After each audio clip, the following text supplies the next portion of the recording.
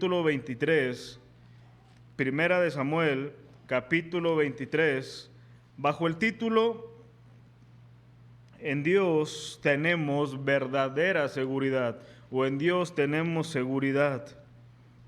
La semana pasada, hermanos, estuvimos hablando acerca de los refugios inciertos. Cuando el hombre pasa por la prueba, cuando el hombre es atribulado, la tendencia es a refugiarnos en algo que nos dé cierta tranquilidad o que dé soporte a ese momento. Y tratamos de exponer que el hombre natural, aquel que no conoce a Dios, de manera innata va a buscar refugio en las cosas de este mundo, en las cosas pasajeras, pero nosotros tenemos que vencer la tentación de buscar refugio en todo aquello que no es Cristo, en todo aquello que no está en el Señor. Y continuando con eso, hoy quisiera compartirles la continuación de ese tema, pero ahora bajo la firmeza en que en Dios tenemos seguridad. En Dios tenemos seguridad. Y si de algo, hermanos, pudiéramos estar seguros en nosotros, es que vivimos tiempos inciertos. De hecho, yo creo que serían pocos los que pudieran decir que están convencidos de que tienen seguro su trabajo, de que tienen seguro su vida en cuanto a la salud. En este mundo, hermanos, realmente nada podemos tener con seguridad, puesto que algo que caracteriza este tiempo es la incertidumbre. Pero yo quisiera, hermanos, que esta noche meditemos en el capítulo 23 y que observemos 4 razones que vamos a ver en esta historia que nos indican por qué el cristiano hace bien en buscar a Dios y en hacer de Él su verdadero refugio por encima de cualquier cosa. Y lo primero que yo quisiera que noten en esta historia, la primera razón, es que Dios está cerca de nosotros. Dios siempre está cerca de nosotros, puesto que Dios es fiel y Cristo es nuestro sumo sacerdote. Vamos a leer, hermanos, los primeros 2 versículos de este capítulo. Vamos a leer los primeros 2 versos de este capítulo 23 y nos vamos a ir dando cuenta de qué trata esta historia. Noten, dieron aviso a David diciendo: he aquí que los filisteos combaten a Keila y roban las eras.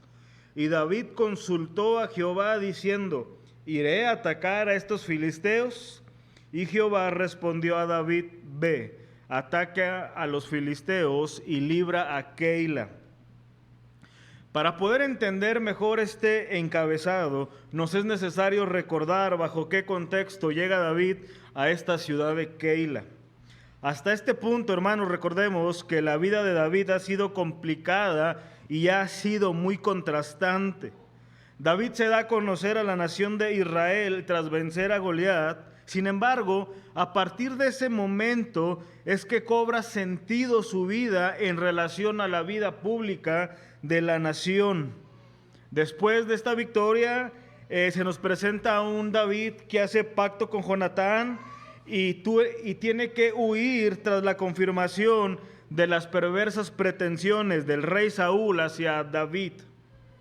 Este tiempo de prueba para David fue sumamente difícil porque su corazón está siendo apenas moldeado por Dios y le es necesario aprender ciertas lecciones.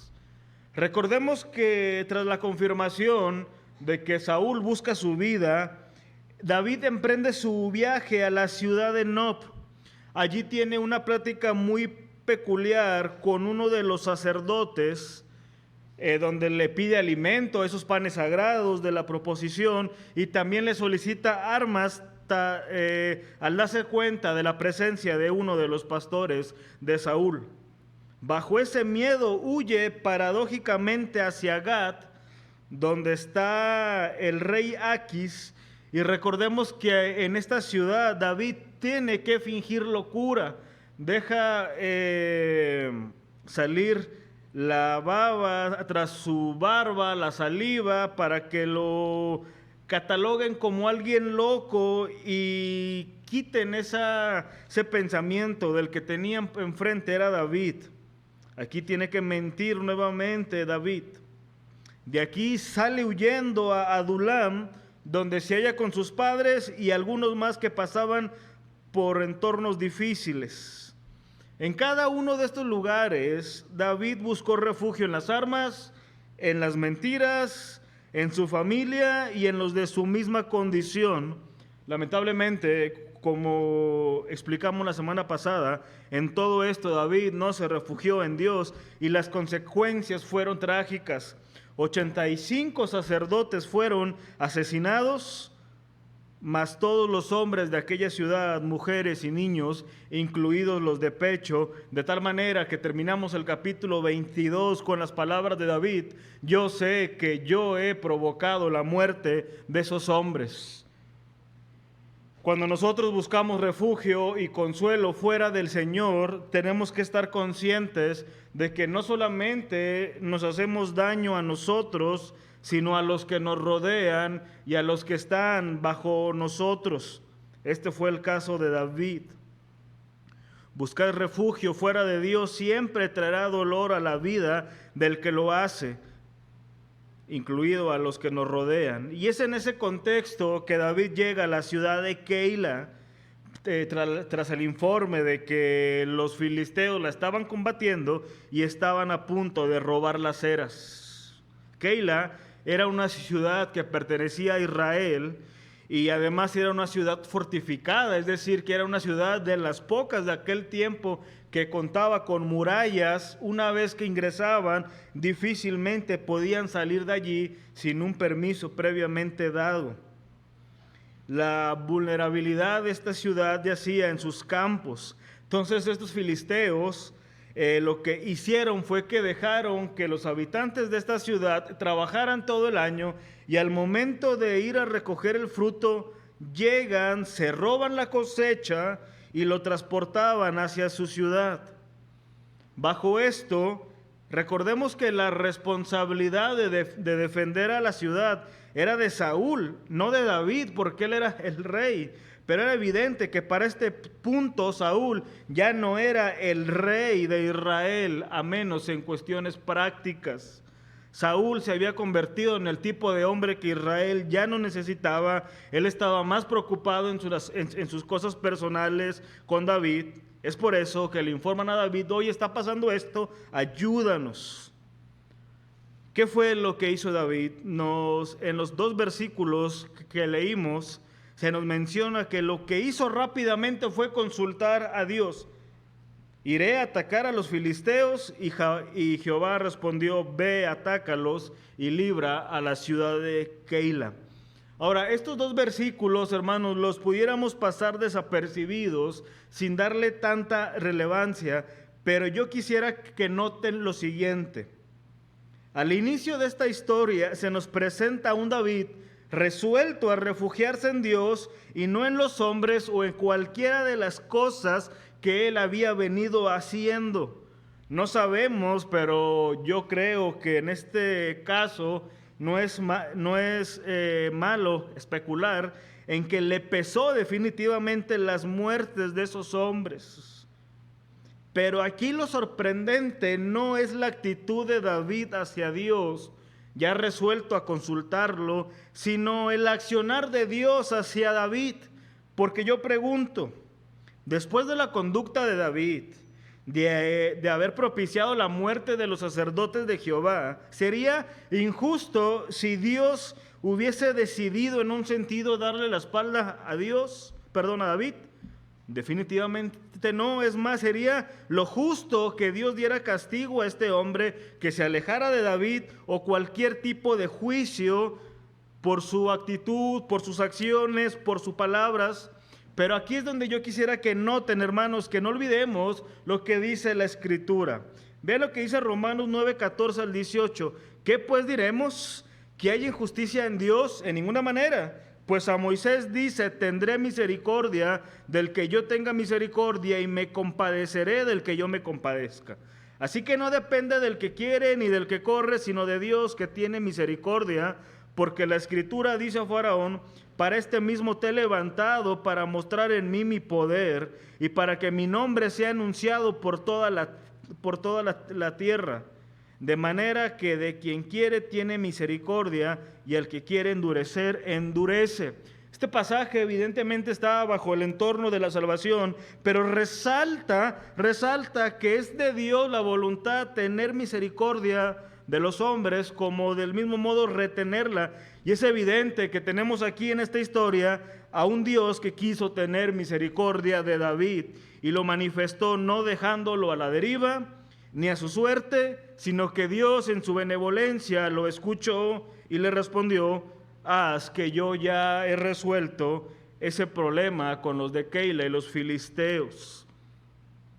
En el libro de Samuel no se nos dice qué pasó en ese trayecto de Judá, la última ciudad donde él estuvo, hasta la ciudad de Keila, o todo lo que pasó mientras David estuvo en aquella ciudad, pero es evidente que Dios tuvo que tratar con su pecado, con su necesidad de reconocer estar más cerca de Dios, y es por eso que tenemos el libro de los Salmos, donde se nos dicen vez tras vez el pensamiento de David sobre sus vivencias. Vean el Salmo 54, versículo 1 y 2. Oh Dios, sálvame por tu nombre y con tu poder defiéndeme. Oh Dios, oye mi oración, escucha las razones de mi boca. Ahora vean el Salmo 56, versículo 3. En el día que temo, yo en ti confío.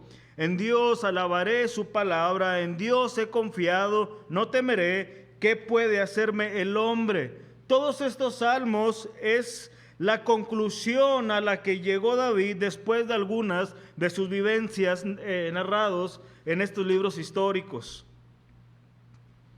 Sí que no sabemos de qué manera Dios estaba tratando con David, que él llega resuelto a consultar a Dios.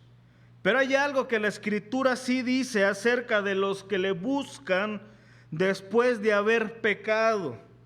Vean una vez más el Salmo 51, ahora el versículo 17. Los sacrificios de Dios son el espíritu quebrantado. Al corazón contrito y humillado no despreciarás tú, oh Dios. ¿Sabes una cosa, hermano? Cuando nosotros acudimos con un amigo, familiar, un conocido o alguien que suponemos nos puede brindar ayuda a salir de nuestra difícil situación, alguien que nos pudiera aliviar de nuestro entorno duro, corremos el riesgo de ser rechazados e incomprendidos o hasta difamados. Pero con Dios no ocurre así. Dios no desampara a los que en arrepentimiento y en fe van a Él. Dios no es un Dios lejano que está alejado de nosotros. De hecho, la Biblia dice que nos acerquemos a Dios y Él se acercará a nosotros. Y es en esa promesa que nosotros debemos siempre acudir a Él, siempre que estemos atribulados, siempre que estemos gozosos. Siempre Dios debe de ser nuestro refugio, y tal verdad la hallamos en el libro de Hebreos. Vean el capítulo 4, versículo 16. Acerquémonos pues confiadamente al trono de la gracia para alcanzar misericordia y hallar gracia para el oportuno socorro. Esta verdad de Dios debería de incentivarnos realmente a refugiarnos en el Señor, porque no tenemos un Dios que no se compadece de nosotros, no tenemos un Dios que nos ignora, no tenemos un Dios en donde cabe la oportunidad de que nos rechace. De la misma manera que David acudió a Él por una respuesta, Dios está cerca de nosotros. Y vean lo que pasó una vez que él consulta a Dios. Y a pesar de que los hombres de David tuvieron miedo, vean lo siguiente, versículos 3 al 5. Estamos en el capítulo 23. Pero los que estaban con David le dijeron: he aquí que nosotros aquí en Judá estamos con miedo. ¿Cuánto más si fuésemos a Keila contra el ejército de los filisteos? Entonces David volvió a consultar a Jehová, y Jehová le respondió y dijo: levántate, desciende a Keila, pues yo entregaré en tus manos a los filisteos. Fue pues David con sus hombres a Keila y peleó contra los filisteos, se llevó sus ganados y les causó una gran derrota, y libró David a los de Keila. Noten que la verdad que Dios estaba cerca de David en esa respuesta pronta a su petición.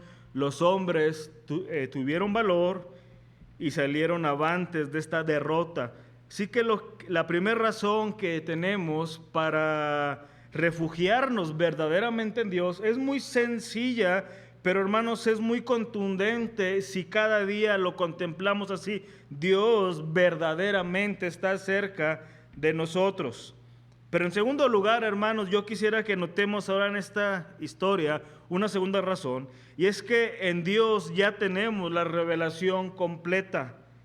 Vean los versículos 7 y el versículo 8. Una vez que David derrota a los filisteos en esta ciudad, pasó lo siguiente. Vamos a leer desde el versículo 6. Y aconteció que cuando Abiatar, hijo de Ahimelech, huyó siguiendo a David a Keila, descendió con el efod en su mano. Y fue dado aviso a Saúl que David había venido a Keila. Entonces dijo Saúl: Dios lo ha entregado en mi mano, pues se ha encerrado entrando en ciudad con puertas y cerraduras. Y convocó Saúl a todo el pueblo a la batalla para descender a Keila y poner sitio a David y a sus hombres. Luego que David liberara esta ciudad, se le notificó a Saúl de lo que había pasado. Saúl estaba tan cegado en su odio y no vio la bondad que David había hecho a una de sus ciudades. Entonces él decide seguir persiguiendo a David, pero en estos dos versículos se nos presenta una confusión de Saúl. Y aunque no es nuestro enfoque en esta noche resaltar ampliamente esto, no quisiera dejar de mencionarla. La confusión de Saúl en estos dos versículos es amplia, pues asume dos cosas. Lo primero que Saúl asume en esta parte es que la presencia de David en la ciudad de Keila se debía a que Dios le había concedido por fin la vida de este hombre. Si era tan iluso Saúl que pensó que el hecho de que David estuviera en esta ciudad era una señal de que Dios le había dicho: mira, Saúl, aquí te puse a David, mátalo. Pero en segundo lugar, se confunde al insinuar que Dios estaba de su lado, porque tal fue su confusión que convoca a sus hombres y dice: Dios hizo todo, ya orquestó todo, ya vamos por él. Esto es muy importante, hermanos, de resaltar, y es a veces los detalles simples de las historias en donde vemos algunas cosas muy importantes. Y lo quisiera resaltar para que nosotros no caigamos en la confusión de Saúl. Piensen en lo siguiente, hermanos. Saúl literalmente acababa de ordenar la muerte de esos 85 sacerdotes. Saúl estaba persiguiendo la vida del ungido de Dios. Saúl estaba actuando bajo los impulsos de los celos y la amargura, y a pesar de todas estas cosas, él dice con toda seguridad, y lo digo parafraseando: Dios me está bendiciendo al darme por fin a David para que lo mate. Y quizás, hermano, tú pudieras pensar: ¿alguien puede asumir eso? ¿Realmente Saúl asumió que después de su vida, de sus decisiones, de sus conductas, que Dios estaba de su lado? Pero yo pregunto, hermanos, ¿acaso no es lo que a veces los creyentes asumen de Dios cuando dicen: Dios me está bendiciendo a pesar de llevar una vida impía delante de Dios, a pesar de decidir y actuar en contra de su voluntad y mandamientos? ¿Acaso no hay cristianos que asumen que Dios está de su lado a pesar que viven opuesto al Evangelio? ¿Cómo pensar que Dios puede estar de nuestro lado cuando actuamos y llevamos una vida opuesta a su verdad? Quizás tú has escuchado muchas cosas bajo este sentir. Yo lo he escuchado, creyentes que verdaderamente piensan que Dios está de su lado, actuando y decidiendo de manera opuesta a la verdad de Dios.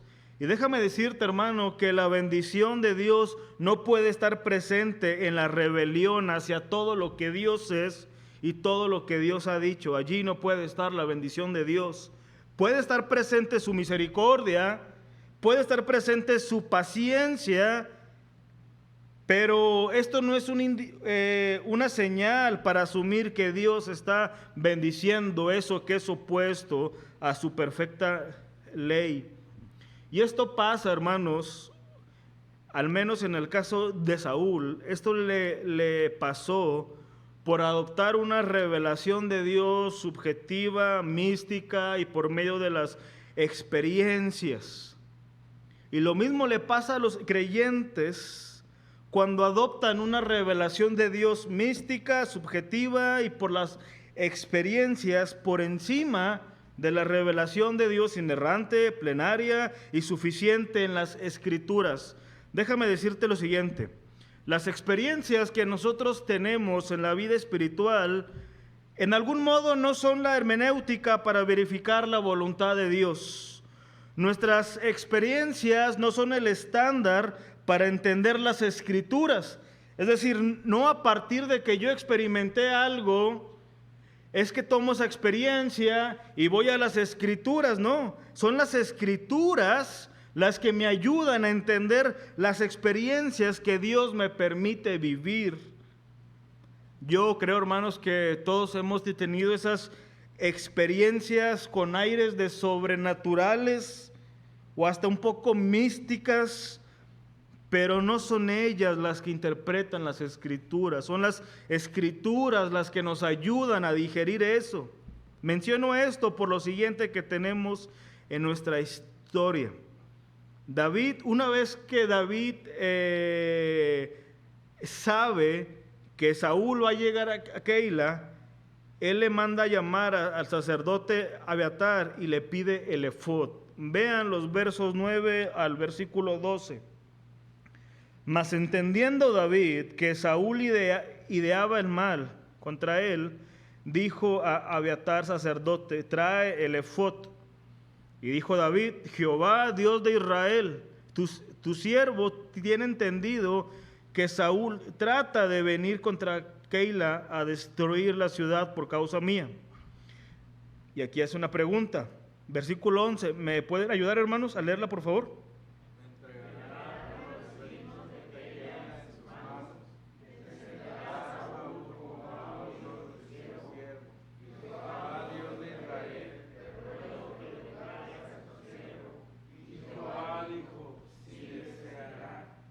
Dijo luego David: ¿me entregarán los vecinos de Keila a mí y a mis hombres hermanos de Saúl?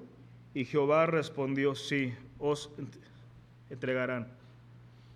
David sabía de algún modo que él era vulnerable si se quedaba en esta ciudad, así que la pregunta que pasaba por su mente era si los de Keila sencillamente lo iban a defender o si se iban a inclinar hacia Saúl. Ante la incógnita, consulta a Dios, pero ya no de la misma manera. Ahora lo hace por medio del efod. ¿Qué era el efod? El efod en el Antiguo Testamento era un tipo de delantal, nos dice Éxodo, que eran de muchos colores, que tenía aberturas en los hombros y para el pecho. Y se nos dice que en la parte del pecho se colocaba una pieza muy especial llamada pectoral, que era una lámina de oro con 12 piedras preciosas. Todo esto usted lo puede verificar en el libro de Éxodo. Esta pieza que se ponían los sacerdotes en el pecho recibía el nombre de pectoral de juicio, dado que el sumo sacerdote la usaba para tomar ciertas decisiones difíciles.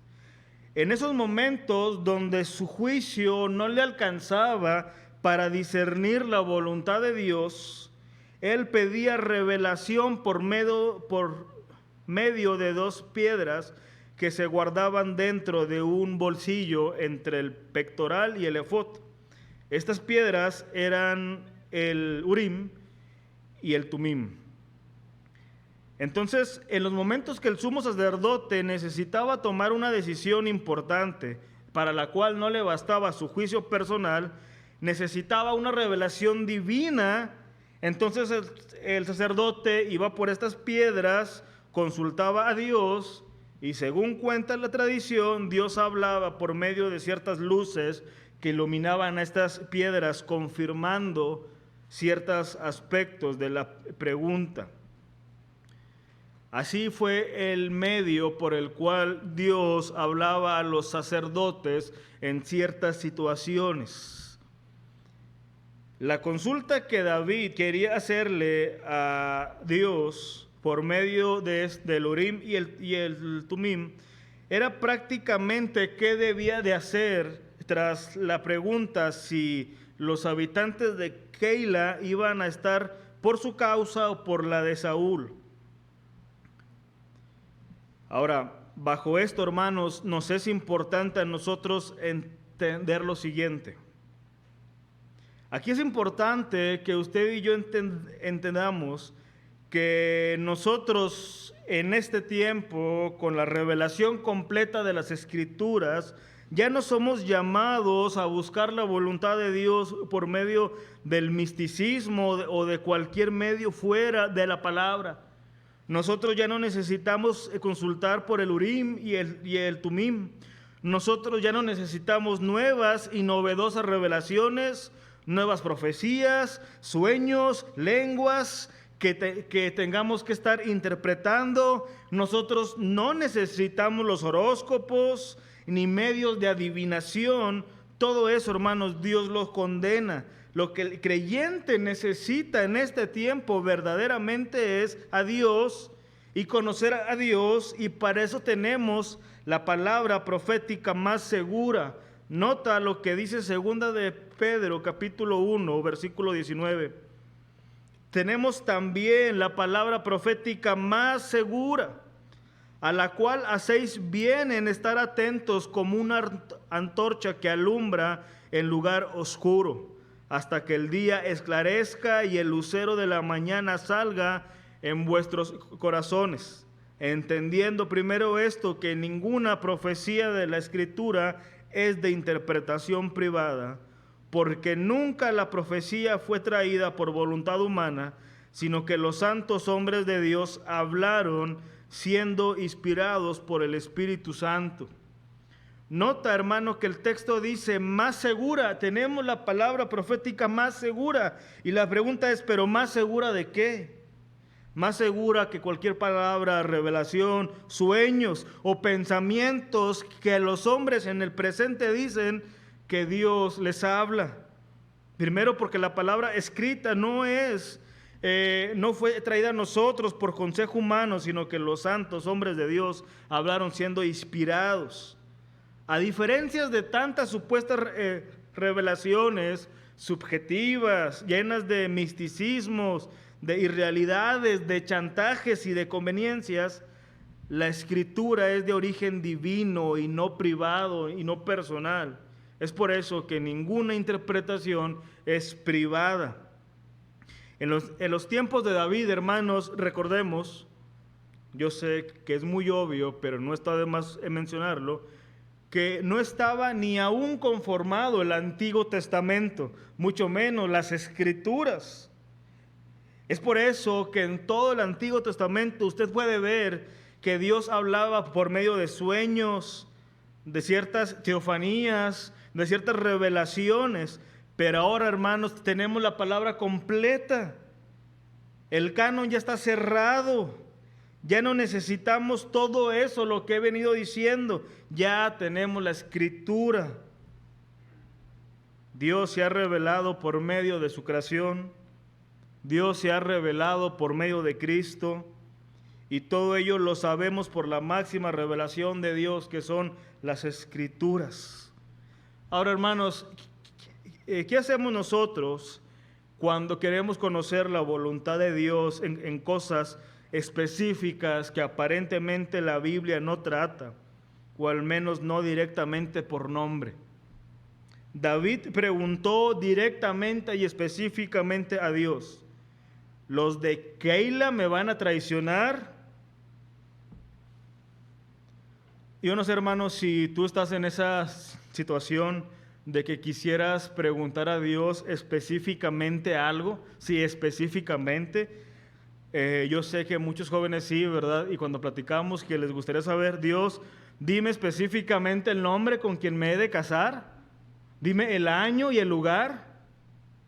Dios, ¿es este el trabajo que tú quieres para mí?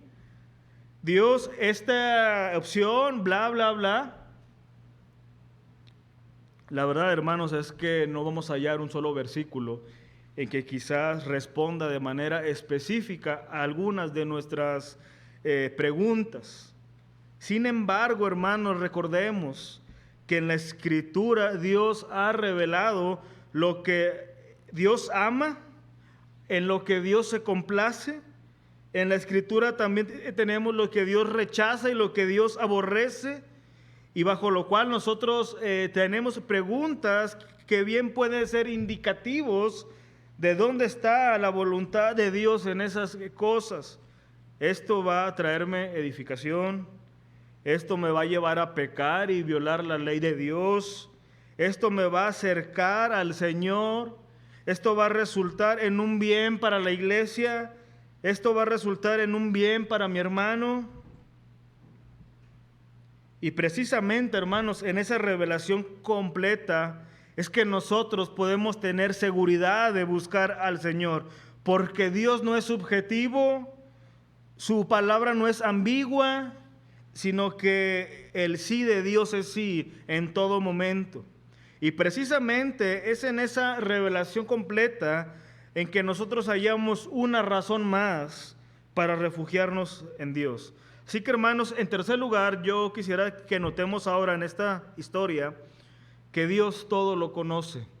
Una verdad nuevamente sencilla, pero que debe trascender lo que somos. Dios todo lo conoce. Vean los siguientes versos.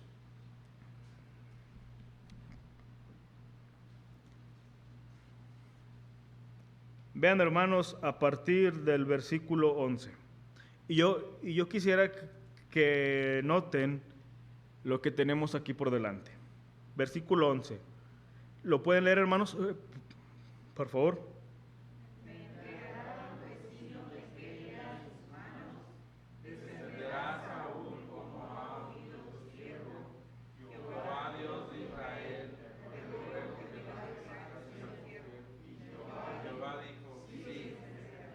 Dijo luego David: ¿me entregarán los vecinos de Keila a mí y a mis hombres en manos de Saúl? Y Jehová respondió: sí. David entonces se levantó con sus hombres, que eran como 600, y salieron de Keila y anduvieron de un lugar a otro. Y vino a Saúl la nueva de que David se había escapado de Keila y desistió de salir. Noten, hermanos, aquí lo siguiente. Si pusimos atención a estas preguntas y a la respuesta de Dios, pudiéramos pensar que Dios mintió en las respuestas. Porque ante la interrogante de David, al decirle: los de Keila me van a traicionar, él dijo: sí, lo van a hacer. Y luego dijo: ¿descenderá Saúl? Sí, lo va a hacer. Pero en ambas respuestas no sucedió. Ni los de Keila lo traicionaron en el sentido de dárselo a Saúl, ni Saúl descendió a la ciudad de Keila. ¿Por qué? ¿Por qué pasó esto? Definitivamente Dios no mintió aquí, sino que estaba revelando un conocimiento, o estaba, mejor dicho, revelando el conocimiento de lo que pudiera pasar si se daban ciertas cosas o ciertas condicionantes que no se dieron. Dios conoce, hermanos, presente, pasado y futuro, así como los pensamientos y las intenciones de los seres humanos. Eso en la teología se le conoce como el conocimiento de las cosas reales, todas las cosas reales. Pero Dios también conoce todas las cosas posibles, es decir, lo que pudiera pasar en ciertas circunstancias, pero que no van a pasar. Es decir, Dios conoce los contingentes condicionados. Y esto se le conoce también en la teología como el conocimiento futurible de Dios.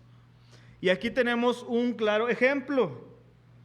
Dios sabía lo que pasaría si se daban ciertas condiciones. Es decir, si David permanecía en la ciudad, lo que iba a pasar era que los de Keila lo iban a traicionar. Y por consiguiente Saúl iba a ir a esa ciudad. Si se daban ambas condiciones. Pero como no se dieron esas condiciones, pues las cosas no pasaron. Otro ejemplo, hermanos, que tenemos aquí, o de este mismo conocimiento futurible de Dios, es cuando Jesús dijo las siguientes palabras. Cuando Jesús reprendió a las ciudades de Corazín, Betsaida y Capernaum, porque no se arrepintieron después de que había hecho en ellas tantos milagros, Él dijo que si hubiera hecho esos milagros en Tiro, en Sidón y en Sodoma, esas ciudades se habrían arrepentido y Sodoma todavía existiera. También Él supo futuriblemente lo que iba a pasar si los milagros hubieran sido en esas ciudades. Ahora, esto puede ser un poco confuso para nosotros, pero hay una novela, hermanos, que yo creo que todos hemos visto en película o en un libro y que nos puede ilustrar perfectamente esto. Hay una novela que siempre suelen pasar en los tiempos de Navidad, de un escritor llamado Charles Dickens. En esta novela hay un personaje que es como un ogro, un rico que se porta mal con los pobres. Y en esta novela se le aparece un fantasma de las navidades futuras y le indica cosas horribles como su propia muerte y su propia tumba. Esas visiones impresionan tanto a este personaje que cae a los pies de este fantasma y dice: ¿estas cosas son sombras que serán o tan solo son cosas que podrían ser? Lo que este fantasma le estaba diciendo no eran sombras de cosas que iban a hacer. Él estaba diciendo cosas que pudieran pasar si él no se arrepentía. Ahora, los que hemos visto esta novela sabemos que este personaje no muere y que al final él se arrepiente. Y lo que el Espíritu le estaba diciendo a esta persona no era un conocimiento de las cosas futuras. Más bien lo que le estaba diciendo era lo que pudiera pasar si este hombre no se arrepentía. Lo que tenemos aquí por delante, hermanos, es que el conocimiento de Dios es tan amplio, tan incomprensible para nosotros, que sus pensamientos definitivamente son más altos que los nuestros. Dios es infinito, el hombre es limitado. Dios creó al mundo y conoce todo lo que en él hay, todo lo que va a pasar y todo lo que ha acontecido. A diferencia de nosotros, Dios no va adquiriendo un conocimiento, todo lo tiene el Señor. Dios es muy distinto al hombre, su conocimiento siempre está delante de él. Y como vemos en la clase de Teología 2, Dios no necesita preguntar, Dios no se sorprende, a Dios no le tienen que avisar nada, puesto que Dios todo lo conoce. Dios lo sabe todo sobre sí mismo, sabe todo sobre nosotros, de tal manera que todo está en sus manos. Aún esas intenciones, aún eso oculto, Dios todo lo conoce.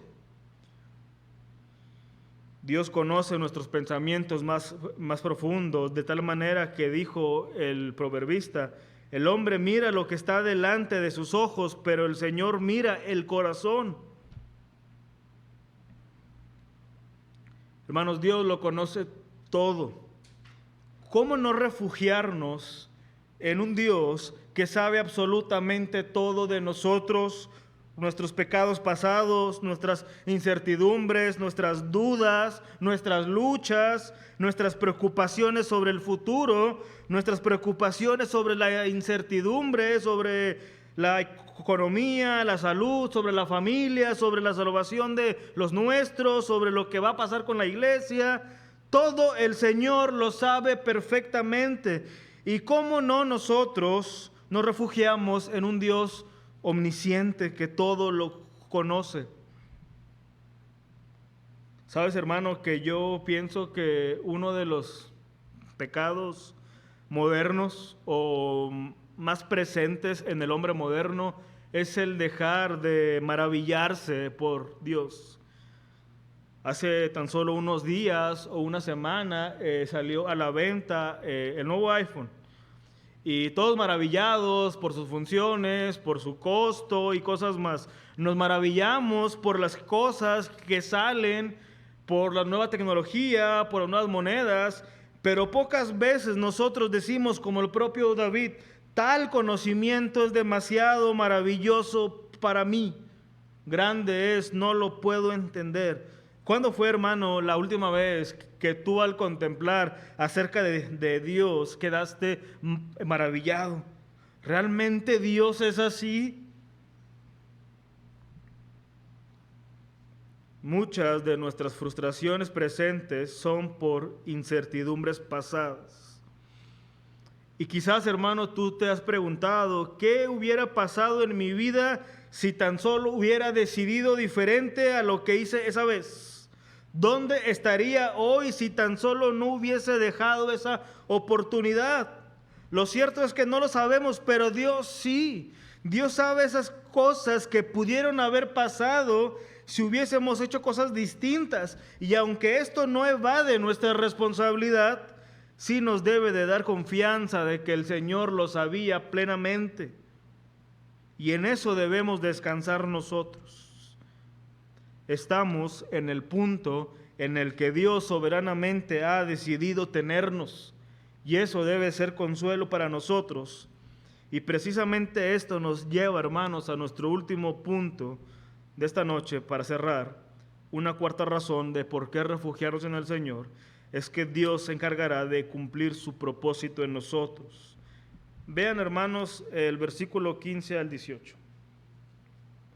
Viendo pues David que Saúl había salido en busca de su vida, se estuvo en Ores, en el desierto de Zif. Entonces se levantó Jonatán, hijo de Saúl, y vino a David a Ores, y fortaleció su mano en Dios, y le dijo: no temas, pues no te hallará la mano de Saúl mi padre, y tú reinarás sobre Israel, y yo seré segundo después de ti. Y aún Saúl, mi padre, así lo sabe. Y ambos hicieron pacto delante de Jehová, y David se quedó en Ores, y Jonatán volvió a su casa. David era el ungido de Dios, era el hombre que Dios había elegido para tomar el reino. Por herencia le correspondía a Jonatán, pero los planes del Señor eran diferentes. Él se había valido de este hombre, de David. Y lo primero que Dios hace para seguir confirmando a David y para hacerle entender una vez más que su vida estaba en las manos de Dios y no en las de Saúl, fue sencillamente confirmarlo por medio de su amigo para fortalecerlo. Vean, hermanos, note nuevamente el versículo 16. Cuando Jonatán va con David, dice que fortaleció su mano en Dios. Y le dijo: no temas, pues no te hallará la mano de Saúl mi padre, y tú reinarás sobre Israel. O sea, él estaba también convencido de parte de Dios que David iba a cumplir su propósito, que la mano de su padre no iba a llegar a él. y va y le dice estas palabras y lo fortalece y lo confirma. ¿Cuánto necesitamos ser fortalecidos por nuestros hermanos en la fe? Sí, hermanos, Cristo es suficiente. Sí, hermanos, en Dios tenemos pleno descanso. Pero es el mismo Dios que ha colocado a nuestros hermanos y a la iglesia como medios de gracia para ser fortalecidos. Hermanos, en una iglesia no deberían existir ese tipo de cristianos catalogados como llaneros solitarios, que pretenden llevar la vida cristiana en soledad, alejados, apartarse.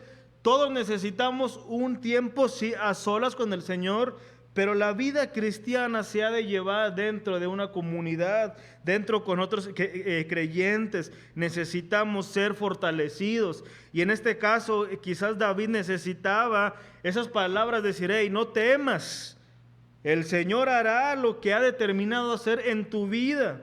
Y vengo a fortalecerte, y vengo a decirte que tú reinarás. Nosotros, hermanos, como creyentes, necesitamos ser fortalecidos. Así que nosotros debemos buscar ser fortalecidos por otros, pero también necesitamos nosotros fortalecer a otros hermanos. Es una labor en ambas vías. Necesitamos que nos fortalezcan y necesitamos fortalecer a otros. Pero qué triste es cuando nosotros mismos somos la causa de tropiezo para que otros avancen. Qué triste es cuando nuestra inmadurez es ese estorbo para que otros creyentes sean fortalecidos y avancen en su vida cristiana. Pero lo segundo que Dios usó, hermanos, para confirmar a David fue el uso de su providencia para hacer que Saúl desistiera de perseguirlo por una invasión hacia Israel. Vamos a leer, hermanos, el resto del capítulo. Vamos a leerlo cada quien un versículo y vamos a notar el desenlace de esta historia. Vamos a leer a partir del versículo 19. Inicio yo, hermanos, y ustedes me siguen hasta llegar al último versículo. Una vez que David es fortalecido, vean lo que dice. Después subieron los de Zif para decirle a Saúl en Gaba: ¿no está David escondido en nuestra tierra, en las peñas de Ores, en el collado de Aquila, que está al sur del desierto?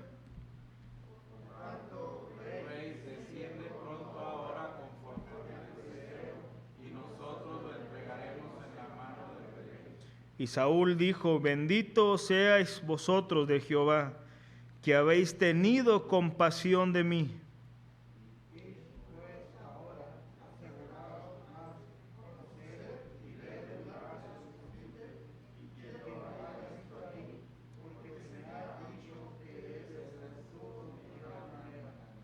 Observad pues e informaos de todos los escondrijos donde se oculta, y volved a mí con información segura, y yo iré con vosotros.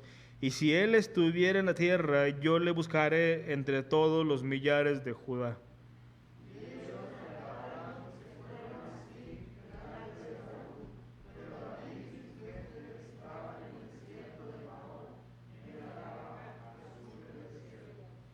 Y se fue Saúl con su gente a buscarlo.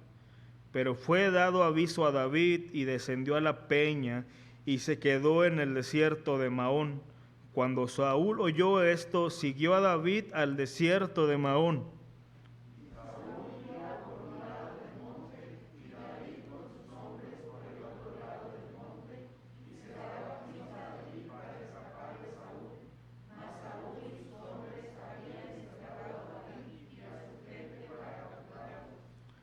Entonces, una vez que ya estaban a punto de hallarse los dos, dice: entonces vino un mensajero a Saúl diciendo: ven luego, porque los filisteos han hecho una irrupción en el país.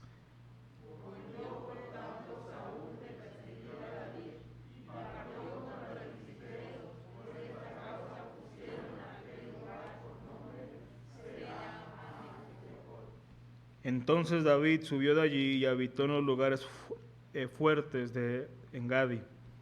Nosotros bien pudiéramos pasar por alto estos detalles, hermanos, pero era algo que Saúl anhelaba. Llevaba al menos 6 años persiguiendo a David, preguntando por todas partes dónde estaba ese hombre.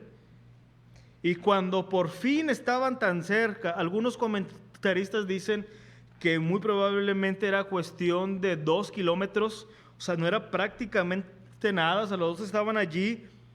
Venía Saúl armado, era mucho mayor el ejército de Saúl. David aproximadamente tenían 600 hombres. Estaba todo dispuesto para que por fin Saúl cazara a David y por fin lograra su acometido. Cuando de pronto, dice el pasaje, que llega un mensajero a Saúl y le dice: hey, algo está pasando en Israel, tienes que volver pronto. Y esta irrupción de los filisteos no fue poca cosa, porque hizo que Saúl detuviera esto y se regresara, y esa oportunidad se perdió. Nosotros bien pudiéramos pensar en esto como algo incidental, esas cosas cotidianas, esas cosas de que nosotros pasamos y decimos, no, pues es algo más, así pasa. Pero realmente, hermanos, nosotros como creyentes no podemos seguir percibiendo las cosas como incidentales, como producto de la suerte o de la casualidad, sino que tenemos que entender, hermanos, que todo cumple un perfecto propósito, todo está sumamente orquestado por el Señor al fin de que sus propósitos se cumplan. Y esa definición es muy sencilla, pero prácticamente resume lo que significa y lo que es la providencia de Dios. No confundamos, hermanos, la provisión de Dios con la providencia. La provisión es el acto de Dios de sustentarnos en nuestras necesidades. La providencia es ese gobierno que tiene Dios sobre su creación, sobre sus hijos, de tal manera que cumplen los propósitos eternos.